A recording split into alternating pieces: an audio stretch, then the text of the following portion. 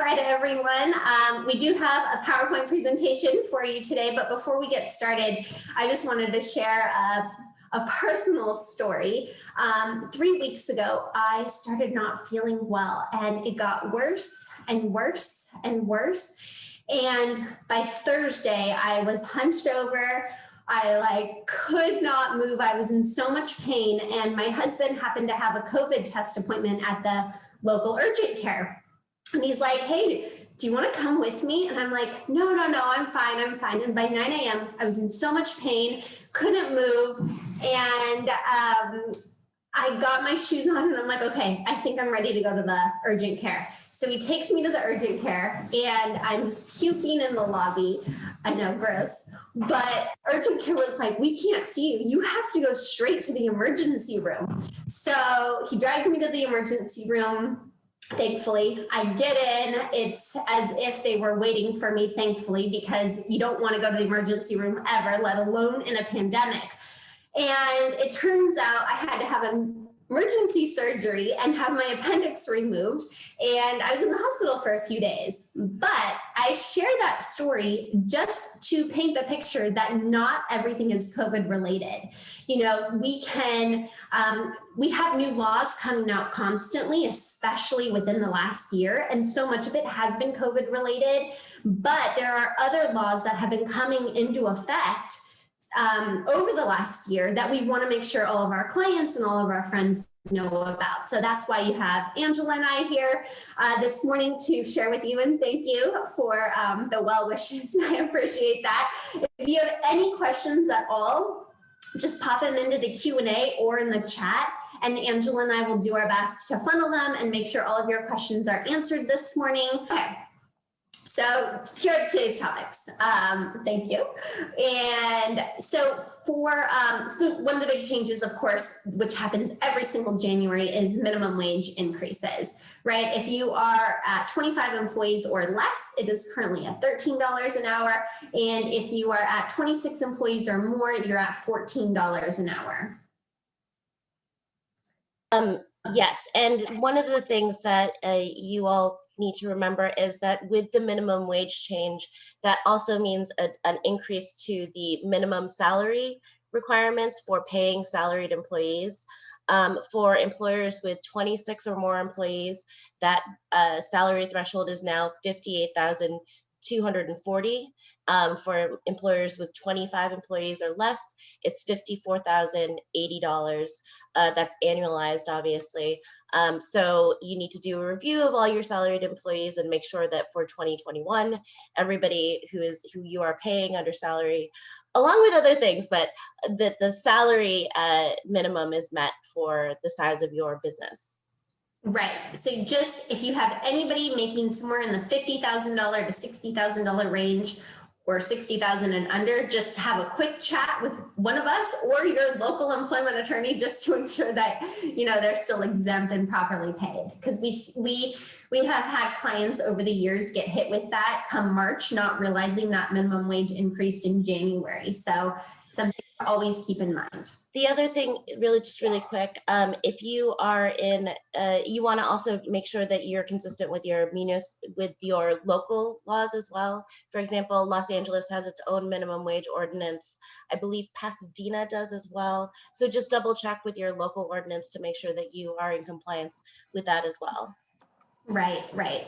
And I think Santa Monica, San Francisco, so definitely. And it gets complicated if you have an employee working in two different locations, and possibly gets complicated if you have an employee working at home from a different state now or a different location now. So more things to keep in mind. Okay. So, you know, just a gentle reminder that employees cannot waive the right to minimum wage through an agreement or even through a collective bargaining agreement. And some just common pitfalls we see that happen with our clients are leaving out of date wage rates in payroll systems, failing to pay required overtime to misclassified employees. Those are the common areas we see where clients get hit. And just to double check, for the most part, if you have a third-party payroll provider who is administering your payroll, for the most part, they will update those things automatically, but you always want to double check. Make sure that every January, you just take a look at a couple of sample paychecks to make sure that the new payroll, the new pay rate is implemented. At the end of the day, you're the one who's going to be responsible for any minimum wage or overtime violations. So you just want to make sure that you are holding your third-party payroll provider to account and make sure that they are in compliance with the law as well. You may have a cause of a case for indemnification against them if they screw it up badly, but it doesn't let you off the hook. So just make sure that you double check. Right, right. California law, of course, requires pay at the minimum wage for all hours worked. And this means that any time in which your employees are under the control of the employer, such as training time, travel time, and time during which they are required to sufficiently be on standby. And a lot of clients, because a lot of us are entrepreneurs, we've all started our own business, we can get really creative on what that looks like, right? And so a lot of times we've seen clients try and do an average pay. So if somebody works for, basically $10 an hour throughout the day, but they bring in a commission and they then end up averaging out as like $15 an hour, anything creative like that, just make sure you're running it by someone, because you can't do that average of, the total pay exceeds minimum wage. So that's just not allowed in California. And just so everyone knows, you can absolutely ask questions throughout under the Q&A portion or in the chat. And yes, I am recording this and I will send it out to everybody to view in the future. So that's absolutely okay. Okay, so just some strategies to avoid miscommunication with your employees. Monitor that minimum wage annually and even semi-annually, because LA likes to raise it every July 1st. Calendar, annual check-ins or a couple check-ins a year, and, consider what I always recommend clients is if you have to increase people for minimum wage purposes, maybe do their annual performance reviews around that same time, so that yes, they're getting a raise because they fall in that category of, 55,000 and now they should be paying 58,000. It's a good time to do it during the annual performance review. And then we have a question, Angela, in the chat. Can you please clarify how to pay a remote employee working from home who are on standby? If someone works only 4 hours but was on standby for 8, do we have to pay 4 or 8 hours? So it depends on what you mean by standby. If they are able to leave and go do other things and sort of they're at their own discretion, then you may not need to pay them for standby. However, if they need to be able to jump back on a computer or jump back on a call and they need to be sitting waiting for work to come in, you may need to pay them for standby. It really depends on the specific circumstances of what is meant by standby, or the parlance with the Labor Commissioner's Office is on call. Again, it depends on how free they are to use their time.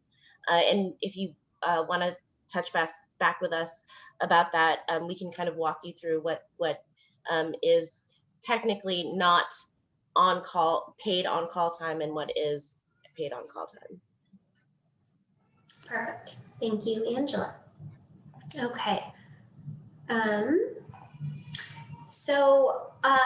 CFRAC, this is a expansion, and it's the California Family Rights Act, and this went into effect January 1st of this year, so just a few weeks ago, and it basically eliminates the California New Parent Leave Act and replaces with a new law. And this new law covers all employers with 5 or more employees, and there are new eligibility and reasons for taking CFRA leave. Just really, oh yeah, go ahead. Amy. Sorry, just so that everybody, because people might be more familiar with the term family and medical leave, FMLA. The CFRA is the state equivalent of FMLA. Right. And the former law covered only employers with 50 or more employees within a 75-mile radius of the employee's work site. But now it's expanded to a lot more businesses if you just have 5 or more employees. And then additionally, because of the expanded definitions and eligibility for leave, the new law also substantially raises the risk that employers where both the FMLA and CFRA apply will have to provide 24 weeks of unpaid time off in 2021 and further as compared to the current 12 weeks.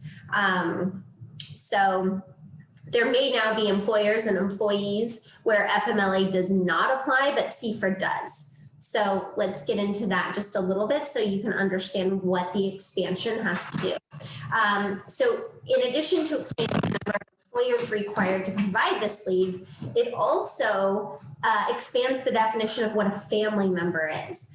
For an employee, they can take family and medical leave for now grandparents, grandchildren, and siblings.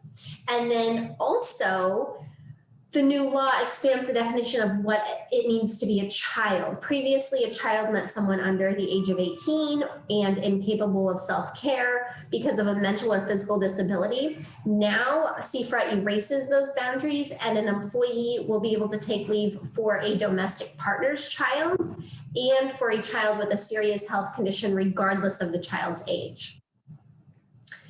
And then there are also some changes with regard to, oh, we have another question.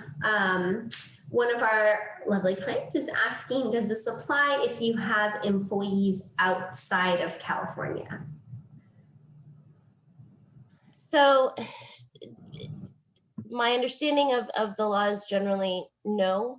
It doesn't apply to employees that you have outside of the state of California. However, we haven't seen any case law. Obviously, it just went into effect on January 1st. So my answer right now is no, but that I might be proven wrong at some point.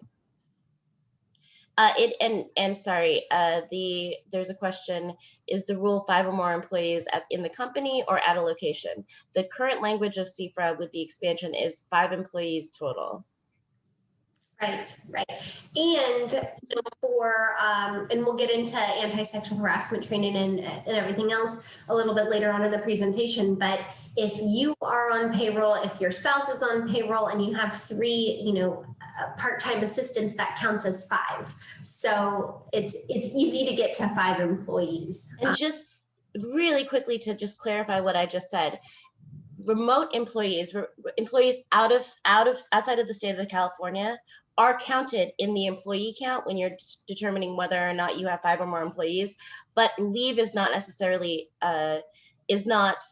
available for those employees who work outside of the state of California, if that makes sense. Right.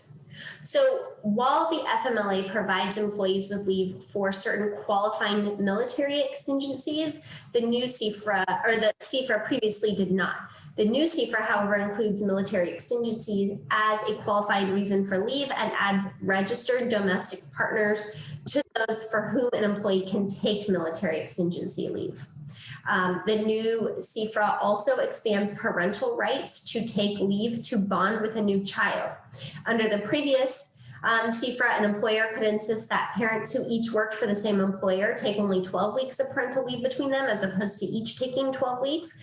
The new CFRA eliminates that. So if you have husbands and wives who both work for you, or 2 husbands that work for you and they're together, 2 wives that work for you that they're together, we don't discriminate, of course. The new law allows each parent who works for the employer to take 12 weeks of baby bonding leave. And I mean, we're a small firm. We actually have two husbands and wives, two sets of husbands and wives who work here. So, so if one of those couples were to get pregnant, each parent would be entitled to that 12 weeks of baby bonding leave.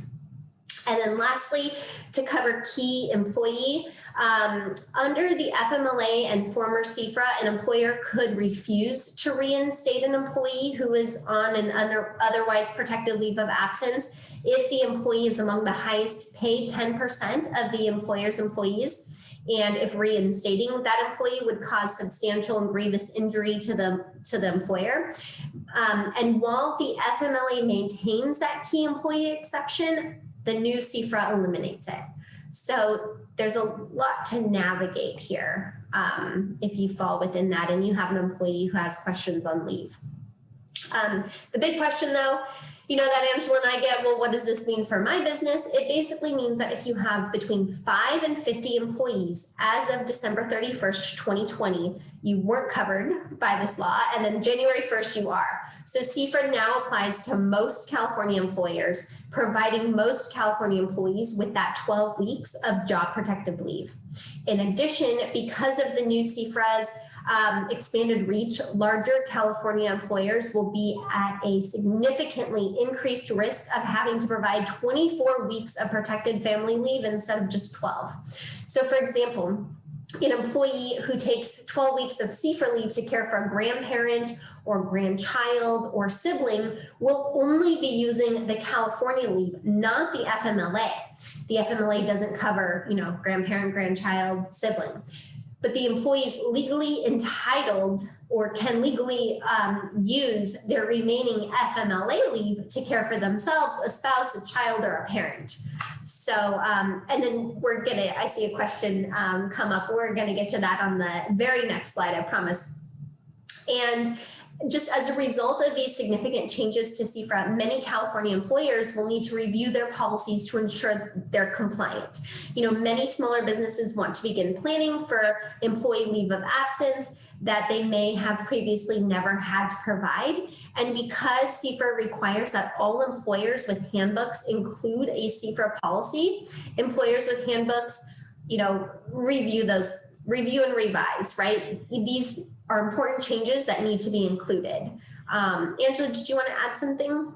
I did. So as Cindy said, if you are an employer for who this now applies, where you didn't have this apply previous, if you're, you know, between 5 and 25 employees, not only do you want to include a provision detailing CFRA leave in the handbook, there are also certain forms that you want to have on hand for use when people do request this type of leave, because there are certain things that you will need to collect from the employee. You will need to collect information about the leave requested. You'll need to provide potentially documentation, either medical or military, in order to have complete records. So if you are one of these employers who all of a sudden CFRA now applies to you, you want to reach out to either us or your local employment council to get those forms in place so that you have them when a request comes across the desk, because you don't want to get caught flat-footed on this. And just one more note on this, you have to post a new poster by January 1st, 2021. And these are available on the DFEH website. And you can do an all-in-one poster or a standalone poster before, you know, just get it in place now. And we do realize a lot of our clients are working remotely. And I've been advising clients, I think Angela, you have too, that if you have remote workers in COVID times, put it in an area that's accessible on the cloud to your employees and send it out via email. I mean, if you do both, I think you're well protected. Letting them know that it's available for viewing at any time. They want to view one of those posters. And then just another thought on posters. I never recommend them, you know, in the actual break room. A lot of clients tend to do that. Put them in a hallway or something else where people can walk by. But if you have them in your, let's say your break room, you know, an employee comes in, they sit down for lunch, they're eating and they're reading what's on the wall, and they're essentially reading on how to sue you. So I recommend always put them in the hallway. Okay, so to cover that next question that I just saw come in about the CFRA, it does not require paid leave. However, employees who take leave under CFRA or who take FMLA leave are eligible to apply to California's EDD, the Employment Development Department, for paid family leave benefits. And that went into effect July 1st of 2020, but it's worth, of course, mentioning just quickly here because we're discussing new CFRA, and this impacts those paid family leave benefits. So the paid family leave program now provides up to 8 weeks of partial wage replacement to bond with a minor child within 1 year of the child's birth or placement, or to care for a serious ill parent, child, spouse, registered domestic partner, grandparent, grandchild, sibling, or parent-in-law. And then beginning January 1st, 2021, just a few weeks ago, because of the CFRA expansion, paid family leave now also provides partial wage replacement for employees who participate in certain qualifying military exigencies. Just really quickly, and I believe Ricky Ryu actually just stated this in the question and answer. There is a difference between job protected leave and wage replacement. Job protected leave is what is provided under CFRA and FMLA, meaning that you have to leave that person's position open, and or at least offer them either their same position or a substantially equivalent position when they return from leave, if they still fall within the time period that they have for that leave. Wage replacement programs are administered through EDD. There is a indirect cost to the employer, because obviously the more people who apply for certain wage replacement programs under EDD, like unemployment benefits and disability and paid family leave, that gets factored into an employer's rate that they pay into the payroll rate. But the wage replacement part of it is not the responsibility of the employer. It's the responsibility of the EDD to administer those benefits. So that's the difference. Great, thank you for that, Angela. Okay, any other questions on leave that we need to cover? Angela, it looks like you're due. Sorry, yes, the question was, if you have an employee already out on leave in 2020, but have not returned yet, would they be covered under the new CFRA timeframe? So CFRA, if they are still on payroll, CFRA applies to them. Just if you are now an employer who is covered by CFRA, yes, that employee would be covered under CFRA. That being said, their eligibility for CFRA is determined not by fiscal year, but by the year in which they started. So you have to go back and determine whether or not they worked the requisite number of hours. And then their CFRA timeline is dependent on when they started. If that makes sense? Okay, perfect. All right, getting into independent contractors.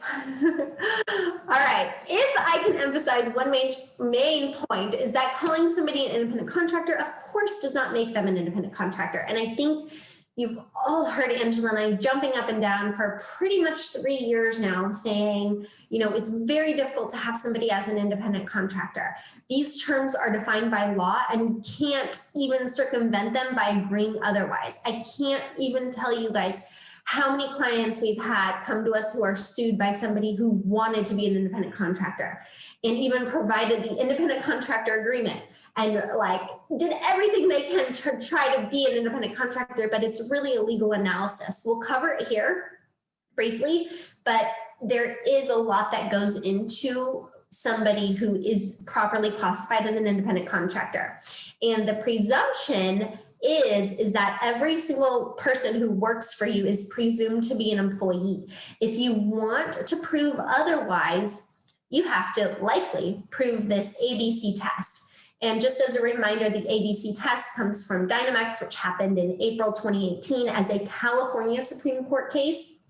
That's a question Angela and I often get. It's California law who's doing this to us, which actually makes me digress a little bit on another issue that that Angela and I feel really, really passionate about.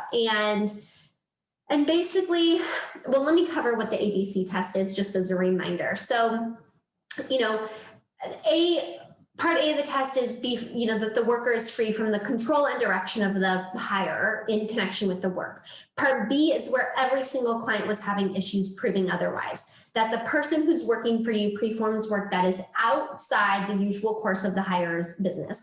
And then part C is that the worker is customarily engaged in the trade involved in the work performed, okay? So that's the ABC test. That comes from Dynamax. That happened in 2018. So this is not new news. And then in applying AB5, which came out last year, there are, a bunch of certain professional exemptions, and there's a lot that goes into even if you fall under a professional exemption, what exactly that looks like. The hiring entity must maintain a business location. It can be somebody's individual residence, but it has to be separate and apart from the hiring entity, that the person have a business license or any professional required license or permit to practice, that they can set their own rates, negotiate their own rates, set their own hours, customarily performs the same type of work with another entity or holds themselves out to potential customers as available to perform work for others. And lastly, which is a reoccurring theme and has always been, is customarily and regularly exercises discretion and independent judgment. So even if you hit all of that, the new occupations may be exempt from AB5, but then you're still subject to the Borello test. And I have Borello on a slide coming up, but it's that was the original test that's weighing and measuring the different factors. And then each of these have specifics under the code section, which I'm not going to get into. I don't even think, you guys are all of our clients and friends. I think we're okay kind of skipping over that. And then just here's a list of specific occupations that are also exempt from AB5. But even if you are, let's say, a lawyer, and now Angela and I represent a lot of law firms, believe it or not, you still have to then apply the Borello test. But I do want to say just one thing in general on AB5 that Angela and I were talking about earlier and has been a reoccurring theme for our clients, because so many of our clients and friends want to hire independent contractors. And AB5 was such a poorly written law that it went into effect, and then all these sorts of different industries started lobbying, right? And we'll get into Prop 22 and Uber and Lyft, but when AB5 came out, Uber and Lyft pledged to spend $180 million fighting this law, right? And lobbying against it. And a lot of our clients don't have $180 million to lobby this and fight this for that exemption that ended up passing in November, which we'll cover just briefly. But, it's just, I don't know how else to say it, but it's just messed up with how difficult it is to do business here in California. And it really gets under my skin. I mean, my husband runs a manufacturing company. He has about 100 employees. And Angela and I are fighting an employment lawsuit for him and his business. And it drives me nuts because there's no downside to the employee for filing a lawsuit like this. Angela and I have been obviously, so my husband always says, I couldn't afford a lawyer, so I had to marry one, right? And, he's the most button-up company, right? As I hope all of you are. And we can walk through employment law issues from day one, being involved, being entrenched. I mean, all we do on the weekends is talk about our businesses, right? How we can protect ourselves and how we can grow and all the exciting stuff that goes along with running a business. And yet he's still hit with the lawsuit. And I know you didn't go to law school, but messed up is a legal term, yes. And so it's mind-boggling to see this happen. And Angela and I hear time and time again, well, it's the cost of doing business in California. And so Angela and I have pledged to start a nonprofit this year to help lobby against laws like AB 5 for our smaller clients. We want to educate our friends and our business owners, and we also want to write amicus briefs to help other businesses who find themselves in front of the Supreme Court, you know, trying to defend themselves in an employment lawsuit. And it's just, I don't know, Angela and I feel very passionate about it. Yeah, no, it's something that we've been talking about a lot. And, you know, I think that AB 5 was a law that was written in sort of a rush and got pushed through without fully, a full real investigation as to what the impact might be on particular industries. There are, and then throughout the year, throughout 2020, as we were dealing with COVID and everything, there are certain industries that were able to lobby certain types of business, like the entertainment industry, and we'll go over the exemptions that exist there, that were able to lobby. And it's almost, I mean, that's great that there are exemptions now, but it's almost worse because now you have this patchwork that you have to wade through in order to determine whether or not you do have some sort of exemption. And we can help you with that. But what Cindy is talking about is, you know, there needs to be a lobby to help business simplify laws for businesses so that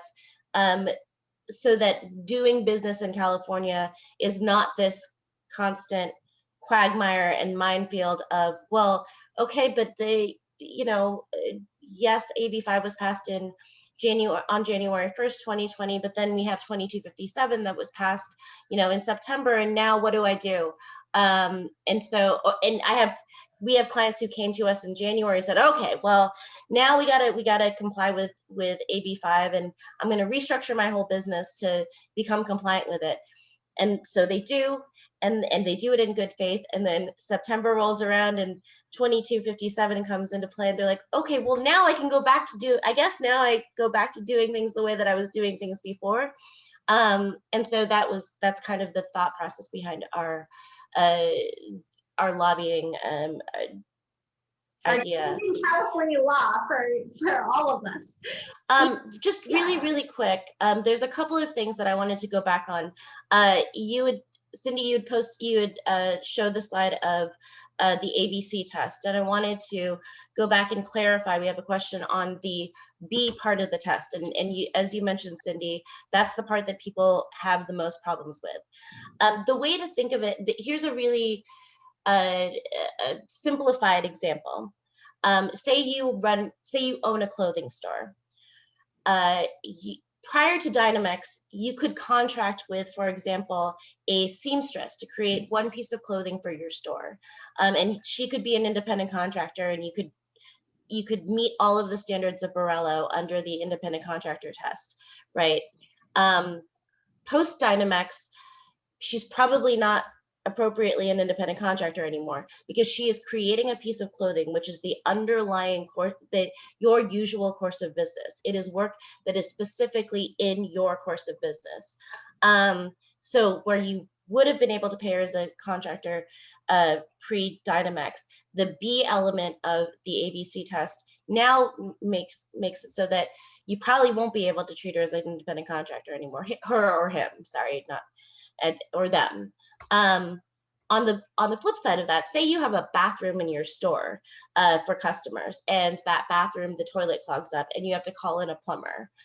That plumber is not an employee. You can pay that person as an independent contractor, because the bathroom that you have in your store is not really part of the usual course of your business. Usual course of your business is selling clothes. And so that plumber could be an independent contractor. Or for example, if you decide to create one marketing campaign that is not something that you usually do, you may be able to hire a copywriter. Copywriter also might be covered under other exemptions, but it's definitely a totality of the circumstances in terms of whether or not the work that you're asking this person to perform is within or outside of your usual course of business. We can make different arguments. We can help you if you're in the position where you need to try and argue that somebody is performing work outside of the normal course of business. But the B test really does narrow the field of people that you can use as independent contractor. I also have a question regarding independent contractors. Can you pay someone purely on commission basis? I wanted to address this question live because I want to make sure that we're not conflating two things. How you pay somebody does not determine whether or not they're independent contractor or an employee. The ABC test determines whether or not somebody is an independent contractor or an employee. Then once you properly, so meaning the description of what they are doing for you and the description of how they hold themselves out to the public at large, that determines whether or not somebody is an independent contractor or an employee. If they are an independent contractor, there are any number of ways in which you can pay them that are legal if they're a valid independent contractor. If they are an employee, you may be more constrained about whether or not you can pay them on commission. There is a category of employees that are able to be paid on commission. Salespeople, outside salespeople, can be paid purely on a commission basis.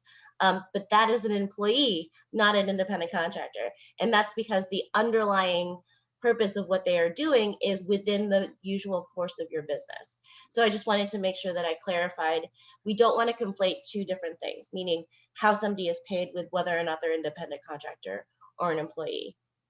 Let's see. So, and I kind of want to save this question because I think, Cindy, you're going to go more into sort of more of the exemptions. Ancillary functions are the question is whether or not ancillary functions like marketing or promotion of a particular product is would be considered part of a company's usual course of business. It might be, or it might not be. It really depends on the circumstance. If you are a company who never does this and it's a one-time thing, then you may be able to argue that this is outside of the usual course of your business. However, if you are regularly contracting with an individual to provide marketing services, that's going to look real suspicious to EDD and workers' comp when they're applying the test of whether or not somebody is an independent contractor or an employee. So again, unfortunately, we would love to be able to give you bright line rules, but it really depends on the specific circumstances of what you're doing. Right, and just to add to that, if you are in marketing and you have a professional that you're trying to get under that category, they have to meet all of those standards we mentioned earlier. Maintaining a separate business location, has a business license, negotiate their own rate, all of those things customarily and regularly exercises that independent control and judgment. And then the term marketing under the AB5 exemption also borrows language directly from the professional exemption for artistic professionals. So this suggests that the individual performing the original and creative marketing services has a high level of discretion and independent judgment. And I mean, the law is unclear what exactly qualifies as marketing services, but that's kind of the guidance that we have from what the code says. So typically when we meet with clients to talk about whether or not when they say, okay, actually I have all these independent contractors and I need to figure out whether or not this is correct or not, what we typically have them do is provide us a list of all the independent contractors and what they do for the company and the frequency at which they do it, right? Then we go through the list and we determine whether or not we think somebody could be validly an independent contractor or should be an employee. Then once we have a list of those people who should be potentially treated as employees, we go through the list of existing exemptions to AB5 to see if any of those apply. So there are a couple of different levels of analysis here that have to get done. And we can talk about this more at either today or at a later date. But the problem is that misclassification cases can be incredibly costly. So if you take a look at your everybody's preparing taxes right now. Say you have, you've got about 3 employees and you've got a list, 3 W-2s that you're sending out and a list of like 15 to 20 1099s, you probably need to schedule a call with us or with your employment lawyer to determine whether or not all of those people are validly independent contractors, because that can really cost you. Right. And I mean, we have a question now about asking about the, which is why I went back to this slide, administrator of HR and how that would qualify as an independent contractor. So similarly to marketing, the law is just unclear right now as what exactly an administrator of human resources is. But I will say this, the new law borrows language from the professional exemption, again, which requires that the work be predominantly intellectual and varied in character, which suggests that this exception applies to HR professionals performing high-level HR work, requiring that judgment and discretion rather than the non-discretionary tasks such as processing payroll, for example. But, the law is just unclear. When in doubt, I mean, Angela and I would always err on the side of caution and make that person an employee. So hopefully that helps. And then I also noticed a lot of questions about the DFEH poster. I sent that out to everybody a couple months ago when it went into effect, but since there's been so many questions on it, I'll send out another link just so you can download that when I wrap up this presentation today. You might get it today or Monday as for the recording, but I'll also include a link on that. Angela, don't let me forget. Okay, so just the music industry. I mean, we live in LA. There are a lot of people in the music industry and performer. I don't know that anyone necessarily here is within that. So I'm not going to cover it, but here the basics are on the slide just so you can read. I don't think it's necessary to go through. And then there are some miscellaneous exceptions, again, just for your information. Although we do have one client who has competition judges, so they can fall under that specific exemption. And then right after the election in November, Angela and our phone was ringing off the hook. Prop 22 passed. Like, this is great news for me. How do I make everyone an independent contractor? And basically, we have some really bad news that it's only for app-based ride share and delivery platforms. So Uber and Lyft, they spent $180 million pledging to fight AB 5, and it worked. There are 4 conditions that have to be met.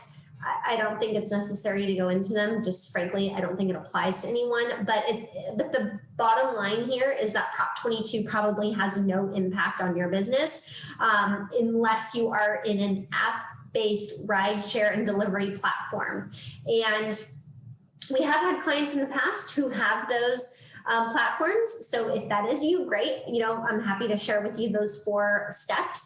But basically, I think, and Angela, correct me, on what you think, but I think we are going to see additional industries follow in Uber and Lyft's footsteps to get their own exemptions. Right?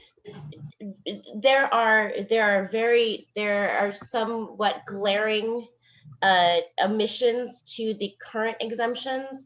For example,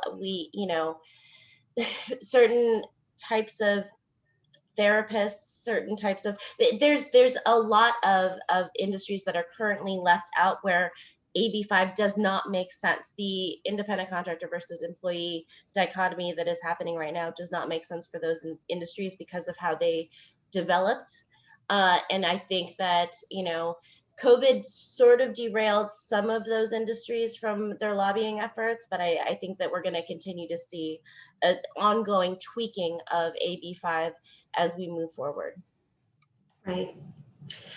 The business-to-business contracting exemption, the code section basically states that the ABC test doesn't apply to a bona fide business-to-business contracting relationship if the business entity, and it can be a sole proprietor, but whatever that business entity is could be an LLC, LLP, corporation, contracts to provide services to another business, then the Borrello test determines whether or not the person is an employee or independent contractor. But in order to even get there, you have to show all 12 of these, and it's all 12.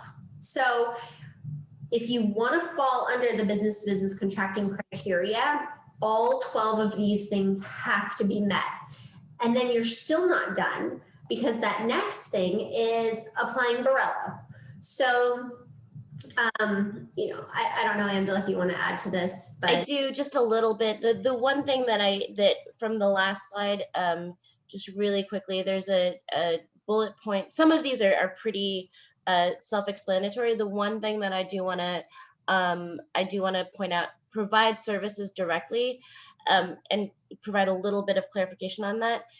The independent contractor that you are contracting with, the business that you are contracting with, has to be providing services to you, not your customers.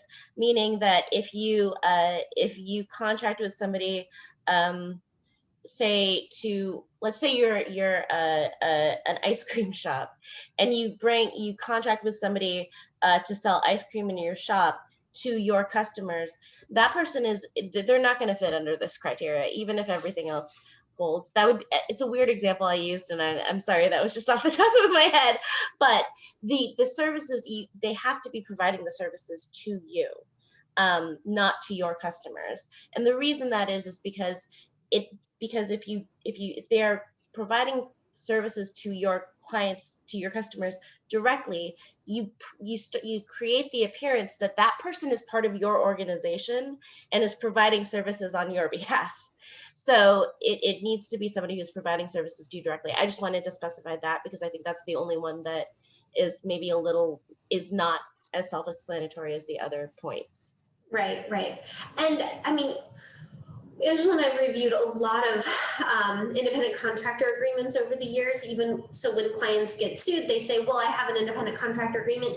We've seen those agreements have PTO included in them, sick time, paid time off, severance agreements, any of those things. And the easiest example I always think of is like my CPA.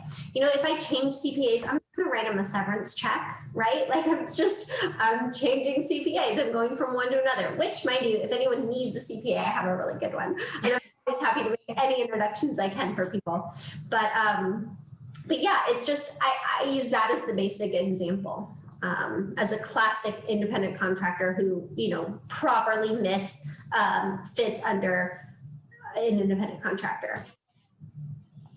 Okay, so this is interesting. This came up, and again, Angela and I have had clients who got hit with this, where, and Angela, I don't know if you want to expand on the case, if you read my mind on what case I'm thinking about, but basically we had somebody who hired one person, one day, flat fee of $500, and forgot to pay the person. He got invoiced and it just sat on his desk. A couple weeks went by and wasn't paid. And then the what would you call her? A teacher filed, if you want to expand on the facts of that. Yeah, the client was they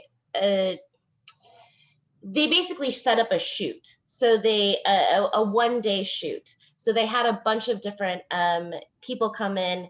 They had actors, they had set designers, they had any number of people, sound people. They also, because they had children on the set, they had to hire a studio teacher. They paid everybody as an independent contractor, because that's how California works generally, or prior to Dynamex and AB5, that's how it worked. And he was right at this client, the shoot was right in the sweet spot where Dynamex had just passed. AB5 was being discussed. There was a commissioner that was filed against him by one of the individuals who was on that shoot. And the labor commissioner applied Dynamex and said, no, this is specifically part of what you do. You set up shoots, and like this is in the typical course of your business, you have to contract with these people. This would not be the case now. Because of this single engagement business to business exemption. the AB 2257 was passed in September, signed into law by Newsom in September, and allows for this type of single engagement business to business exemption. It is specifically meant to apply to things like one-day shoots, or, for example, weddings or events or that kind of thing. It was pushed for very strongly by the entertainment industry, and so now, we can help you put together a single engagement contract for an independent contractor. I do really quickly. There was a question in the chat for contract with others. What happens if the person that you're trying to contract with, what if they're your first, or you are their first client, and they've never provided business to anybody else? That's fine, as long as the contract specifies that they have the right to contract with others, and they fully intend to contract with others. They fully intend to hold themselves out to the public as providing these services to other entities, meaning you don't have an exclusive contract with them. If you have an exclusive contract with them, meaning that they can't provide those same services to other entities, it's a no-go. You're not going to fit under the business to business exemption. But what we can do to address that in the contract is include a provision that states the contracting entity is free to provide these services to other entities. We put no restriction on it. They're holding themselves out to the public as providing these services. Right. Okay. Moving right along. So AB 5 has an exemption for referral agencies, and we had a lot of clients very, very excited about this, thinking that they could just transform their business into a referral agency. But when you get into what a service provider under this exemption means, it must be a business entity, not an individual, although that entity can be a sole proprietor. If the service provider provides services to clients through a referral agency, the Borrello standard applies if the referral agency can show several different points. Again, the reoccurring theme has been free from the control and direction, right? If the work is performed in a jurisdiction that requires a business license, they have to have that business license. That the service provider delivers services to the client rather than the name of the referral agency, that the service provider provides its own tools and supplies to perform the services, customarily established trade, or established business, that they maintain clientele without restrictions, and that they can get work from anyone, not just through that particular referral agency, so that they can go to work for your competitors. And a lot of our clients didn't like that. And then that the service provider sets its own hours and terms. They're free to accept or reject any clients. They set their own rates, and that the service provider isn't penalized in any form for rejecting clients, and that they must be free to provide services to other clients, like a varying, clientele. I guess we just want to note here that not all referral agencies can even take advantage of this exception. Although after AB 2257 that Angela mentioned, the possibility of this exemption applying is a lot higher. And there are specifics on who a referral agency can be. And I'll just cover basically graphic designers and tutoring and event planning, because I think we even have had dog walking businesses come to us, Angela, over the years. Yes. Animal services, furniture assembly, those types of things. And then it was just recently expanded to include consulting, coaching, wedding planning, and interpreting services. We have an interpreter client as well. So I don't know, Angela, if you want to add anything to that. Yeah, I mean, the number one thing that I see when I talk to clients who are looking to take advantage of the referral agency exemption, the one thing that, there are a lot of steps to it, but the number one thing that really seems to trip people up is, say you run a referral agency 1, 2, 3, and you refer a job out to Steve. Steve is now is providing the services as Steve, not as Steve, an employee of agency 123. The referral agency has to be just a referral agency. They're not contracting with they're not the provider of services, and it has to be made clear to the clients for whom Steve is providing services that Steve is now on his own. The only thing that you did was refer that client. And it also means that potentially Steve can just cut out the middleman and start contracting with that client on their own. And the problem is with a referral, you have to allow that because that's what the exemption is. Again, we can walk you through that if you want to set up a referral agency. There are or set your business up as a referral agency. There are a lot of steps. We highly, highly, highly recommend that you don't try to do it on your own. Well, that and like the best way to do it. So with that Steve example, Steve collects the money from the client and then pays you back a referral fee. And that's where a lot of clients get tripped up. They don't want Steve collecting the money. They want to pay Steve at the end of it. So something to keep in mind. And then the Borrello test, so even with AB5 and certain exemptions, then you go back to the Borrello test, which is basically weighing and measuring those factors. And here's just a quick slide of what exactly those factors are, although Borrello's been around for a long time. There is some overlap, of course, between AB5 and Borrello, but the significant difference is that Borrello doesn't require all of these factors to be met, just the court and in the jurisdiction. In California, an employee has 6 different avenues in order to be able to sue you. And the thing that was going on with Borrello and why we were seeing inconsistent basically judgments is that EDD was looking at certain methods of Borrello as high factors, and then the labor commissioner was looking at other factors and weighing them with different importance. And then, in state superior court, the judges there were looking at other factors. And so Borrello kind of brings us back to, well, it depends which jurisdiction you're in on how many penalties are associated and what the liability is. Just quickly on anti-sexual harassment training. One question we're getting is whether or not CFRA the owner of a company count as an employee under CFRA, owners on payroll. Yes, absolutely. They can. If they get a W-2, they're an employee of the company. Yeah. Which is why it's so easy to get to 5, which also brings us to anti-sexual harassment training with that same, employers with 50 or more employees. This was it previously. I probably should update this slide, but previously 50 or more employees were required to train people every 2 years. Now, of course, it's supervisors and non-supervisors, and it's every business with 5 or more employees, including temporary or seasonal, including out-of-state employees.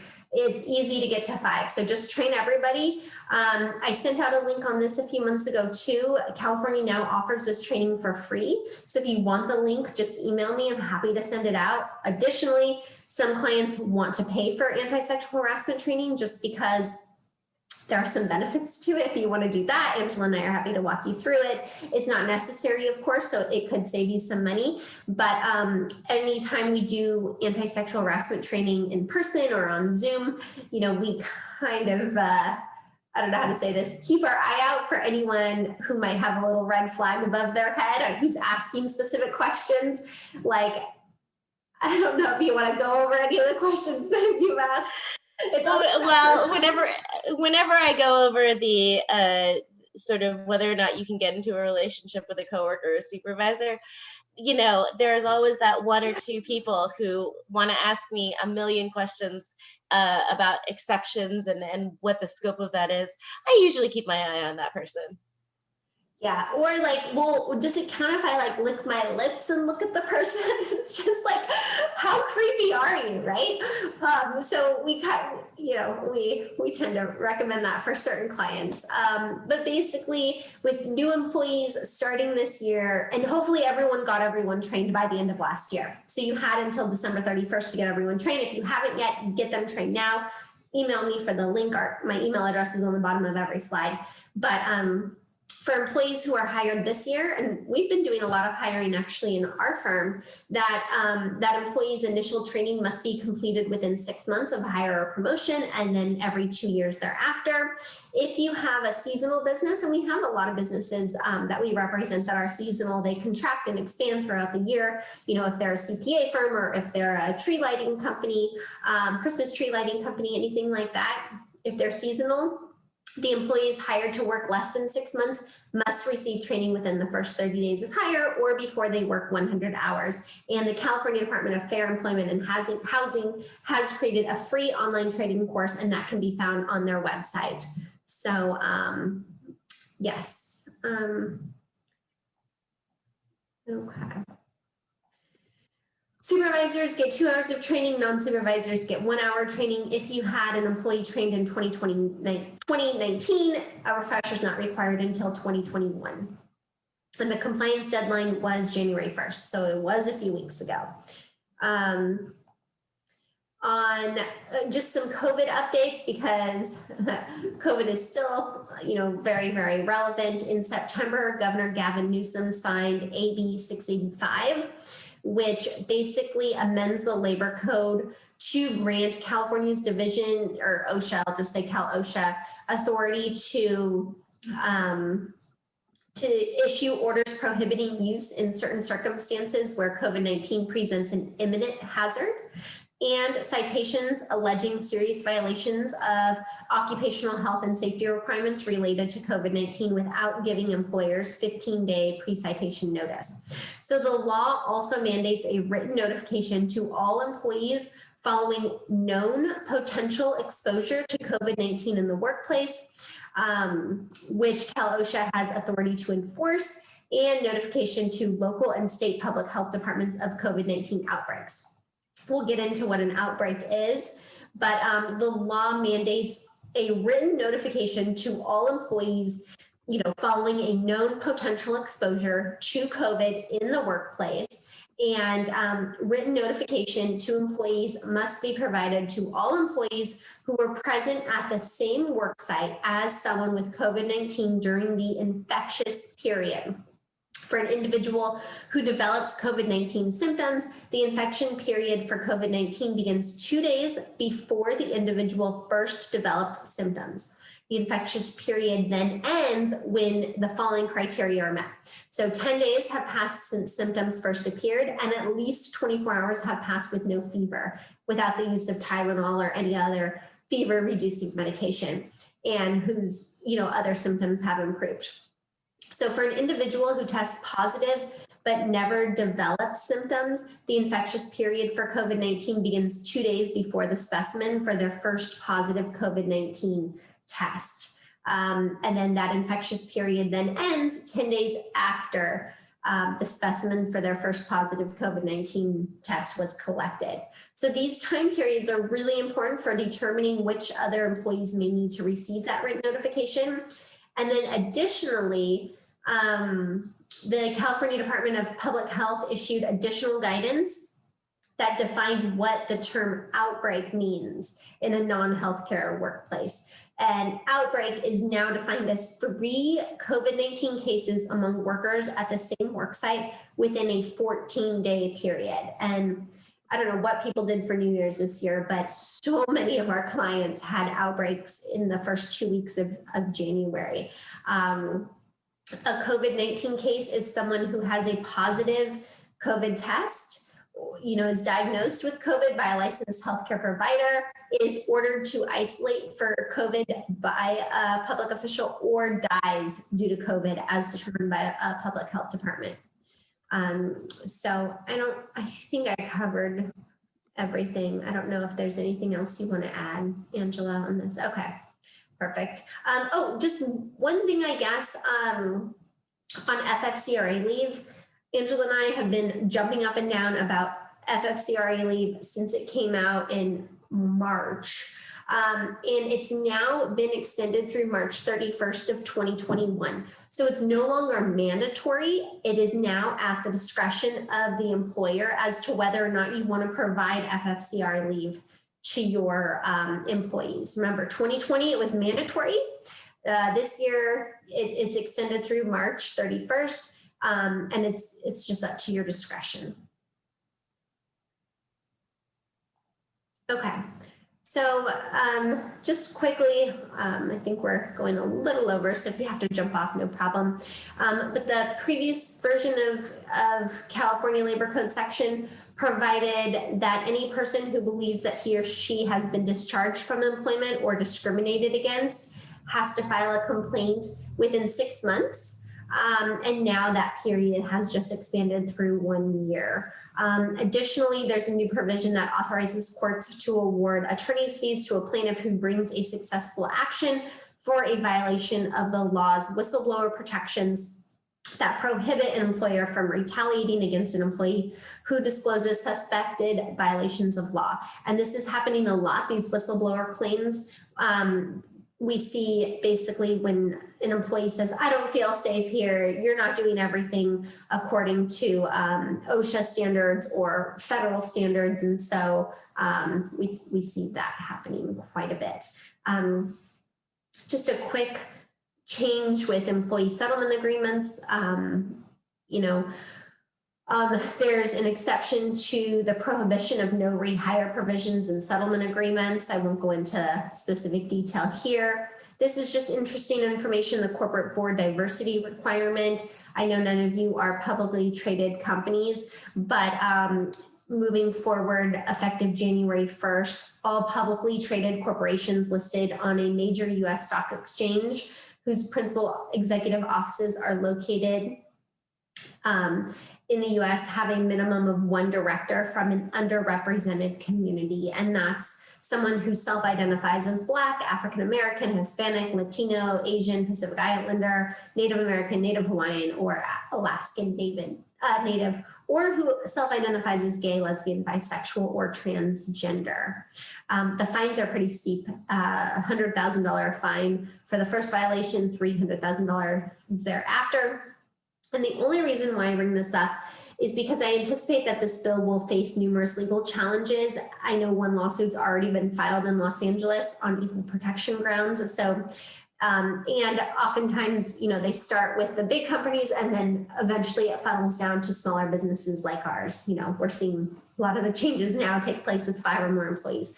Mandated child abuse reporting. I almost took this off of the handout that I sent to everybody a few weeks ago, but this is very specific. Basically, if you have if you have minors that work for you and you have 5 or more businesses and you see some sort of child abuse going on, you have to report it. And there's a written statement describing the obligations involved there. Protected kin care, this revises the labor code to provide that an employee has the right to designate sick leave as for kin care or for the employee's own healthcare condition or for obtaining relief if the employee is a victim of domestic violence, sexual assault, or stalking. That's all I'll say there. This classification, these are some of the reoccurring issues Angela and I see time and time again. And so if any of these things are coming up, let us know. We're happy to help. No matter who your employment attorney is, do at least 2 check-ins per year with them. We recommend basically sometime in January, sometime in July, or even right before that, December and June, just because a lot of the minimum wage laws change. Governor Gavin Newsom tends to sign a lot of bills in September, so that might be a good time too. And make sure whoever you're working with is an experienced team of attorneys. Everyone who works here as a lawyer has 10 plus years of legal experience, so you're not being passed off to someone who's a first year. And then something Angela and I do really early on for all of our clients is a liability assessment. When you have that client or that employee who has a red flag over their head, and something just isn't right, and that there's just something there, we want to do a liability assessment to see if anything has not been fully complied with. That way what your risk is And sometimes it's worth just a quick severance and getting that person out who's toxic to your work environment. Other times, you know, it's worth fighting tooth and nail to the very end, which we have no problem taking cases to trial. So, but at the end of the day, oftentimes it's a business decision. And Angela and I's goal always is to get our clients out of these messes as quickly and as easily as possible. We'd love to keep in touch.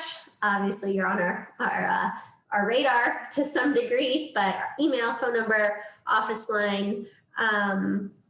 And Angela, I don't know if there's anything else you want to touch on before we head out. No? Okay. Perfect. All right. Well, it's been fun, guys. I hope you have a wonderful weekend and keep in touch with us. We're always happy to share anything that we find is important for you to know about. So, all right. Thanks. Bye.